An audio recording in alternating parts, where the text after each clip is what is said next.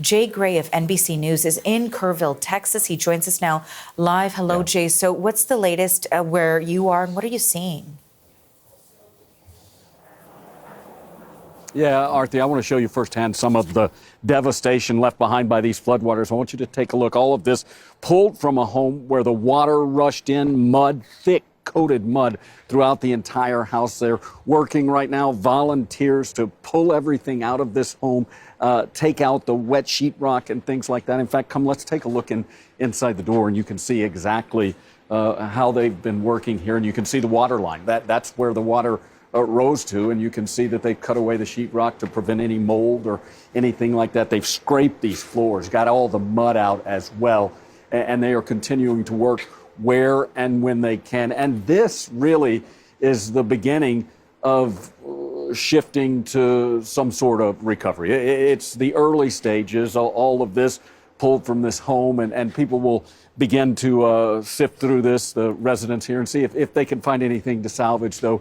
When you see a lot of it, it's going to be difficult. Look, that doesn't mean the search and recovery is over. Far from it. They're still working around the clock. Hundreds of first responders from not only all over Texas and the States, but from across the globe coming in to help out here.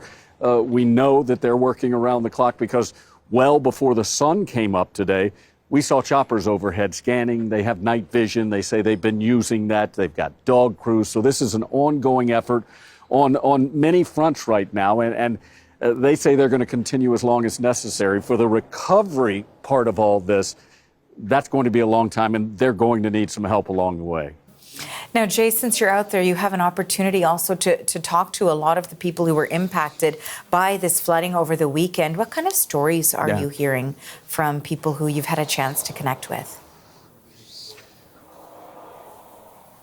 Gut-wrenching. It's very difficult to talk with those who are both looking for loved ones who are missing and those who have found their family members deceased. We talked with a family whose girls, 13 and 11, from Dallas were here at Camp Mystic. It's really a camp that is a big part of Texas, and people from around the country visit here. It's an all-girls Christian camp, and it's been around for 100 years. So generations of families have been here. These two little girls, their family says, were here, swept away by the water, found 15 miles away from where they started, clutching each other's hands. And those kinds of stories really reverberate across the entire flood zone. Then you've got the stories of heroic rescues here. You've got the stories of families who were able to escape the water, escape what was happening here, and